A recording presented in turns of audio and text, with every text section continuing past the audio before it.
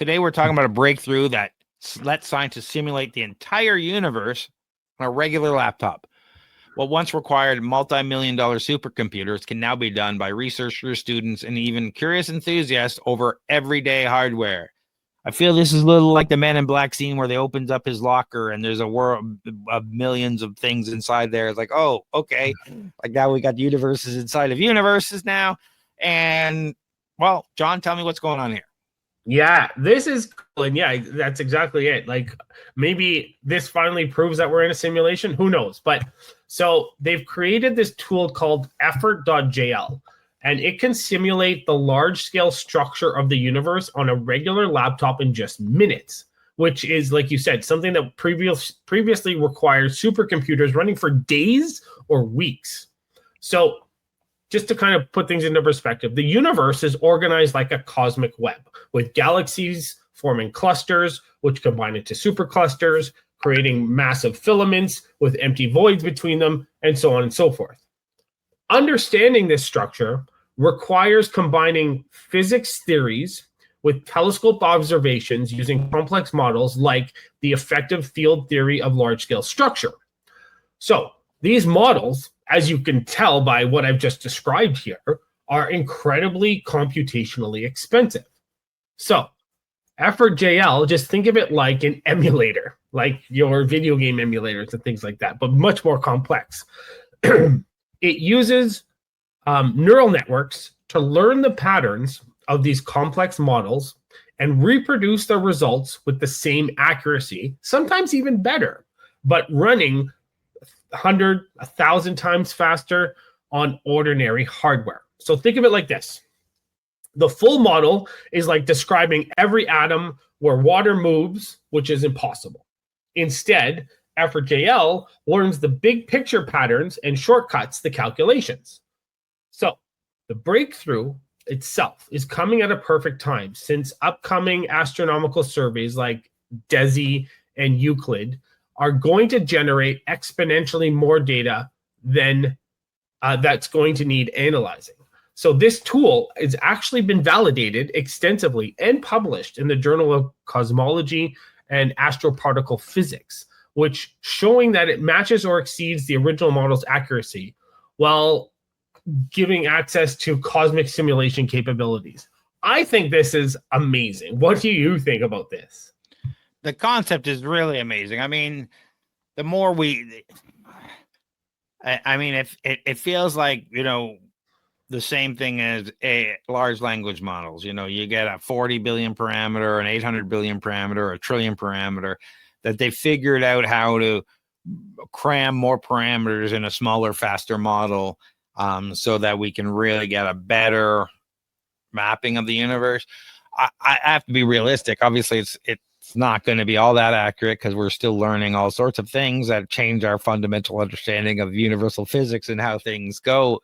Every day we get new stuff from the James Webb Telescope telling us, hey, guess what?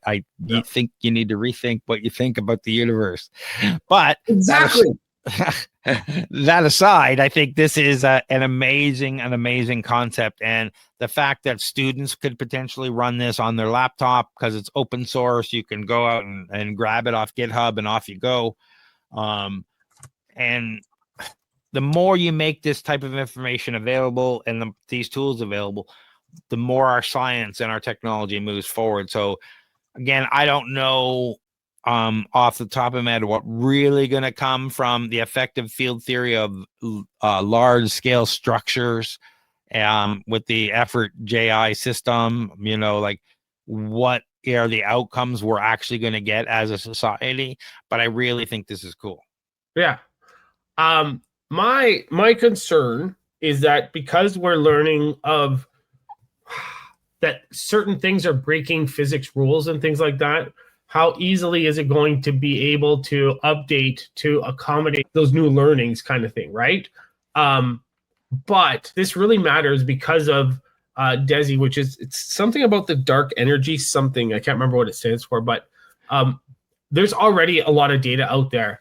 And without this emulator, we'd be drowning in observations that we couldn't fully utilize. So now researchers are going to be able to run thousands of analysis to test different theories about dark energy, dark matter, and cosmic evolution, which is really cool. So the thing about this is it represents a broader trend, and we've touched on this a little bit, where machine learning augments rather than replaces traditional physics modeling, right? Yeah, and using AI and potentially quantum, depending on, you can start analyzing things at such a rapid level that we wouldn't necessarily be able to test because we didn't have the models or the time or the data analytics to pour through all this stuff for, let's do 1,000 tests overnight. We couldn't do that before. Now you can press a trigger and off he goes. And we read about that scientist who said hey, do your research, and went away and came back and said he almost exactly came back with its paper that he'd developed that spent him how many years to develop. And there's no way his AI could have access because it wasn't published, was on the same computer, blah, blah, blah. And he was shocked at how good it did. I think we're making huge bounds forward. And when you talk about DESI, that's dark energy spectroscopic instrument, and Uklid generate massive data sets requiring sophisticated analysis tools. So the more you can get into it. But I'm really excited because you can do a lot of things with it. But I sit back and say, I go back to my mantra that all computer models are wrong. Some are useful. And I say that because there's no way that we can simulate all the features of a universe. There's no way we simulate all the patterns of a weather pattern to know which ways go. That's why the weather's wrong most of the time, because there's too many variables for us to calculate and to put in a simulation. But we're getting better and better and better and better at these things. So the more the universe at a laptop, I wonder, what have you sacrificed? That's all I'm saying. Very true. Yeah. But I think having these tools allows deeper analysis, and from what we're learning, that just becomes a software upgrade at some point. As physics get proven, we can add more theories and more laws, quantum and normal, into this operating system and with data sets, and just use it as an upgrade. Yeah. So to address your point about what are we losing? Can we trust the shortcut? Yeah. Apparently, the research team spent significant effort validating Effort.jl against both simulated data, where they knew the right answers, and real astronomical observations. And it matched the original model's accuracy and sometimes even provided finer detail, because the full model has to make its own shortcuts to run at all. So based on the validation, it seems like we're good, but again, I know you're skeptical. I have to be skeptical because let's face it, there's no way. There's no way. But we're getting closer, and I'm better. There's no way, but okay, there's no way that you should be able to compress a file. Well, yeah, but I mean, just say there's no way we've encapsulated all the possibilities of the universe in this thing that we're going to count. I feel like they say we validate against past stuff. It's like every theory, new stock market person, an algorithm they come up with based on past stuff, and it passes all past stuff, but it still doesn't work going forward because new stuff comes out. That's all I'm saying is you're not we're applying it at a certain level and it works at this level, but doesn't necessarily, it's not the same as applying all the same scientists and whatever and logic when a new thing comes in and saying, oh, wait a minute, this is new. How do we, however, we'll see. We don't. Again, that's why I say from simulations, like we have billions of dollars in computers tracking weather, and yet we don't get it right. So that's just one little aspect of the universe, like just this tiny thing. That's what I mean by it's impossible to think of all these things. But putting all of that aside, the more we know and the more we can put to it and the more we can get in front of people, the more we can test these theories and the more we actually come a better understanding of the universe and things get better. That's why I say we get better with versioning, we get better as we go forward, and it's just accelerating. It used to take us years to come new discoveries, and like I said, it's almost every day we're getting something new, saying, oh, this is challenging this and this is challenging that.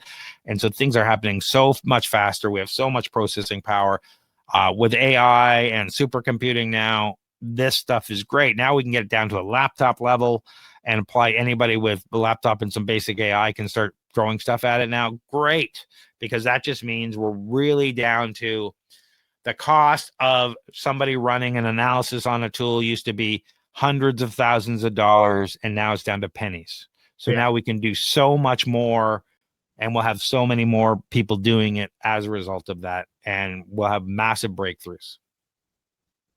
Yeah. So, what do you think about these cosmic things? Is this an excited leap in democratizing science, putting the whole cosmos in a laptop? The universe is no longer locked behind supercomputing centers. It's something that anyone can explore. The future of cosmology just became accessible, faster, and far more collaborative. So what do you got going on, John? Yeah, well, just helping companies secure government funding. So, it's a great time to reach out if you have any questions. How about you, Craig? Well, there's a lot going on over at programmer.ca. We're doing automation and AI and business processes. We do events, but we're really ramping our business up. And check out all the things we're doing over there. If you're interested in business automation, we've got community events where we're teaching everyone. We do an online, and we're about to launch our new resource center, flowgrammers.ca, which might be out when some of these are out.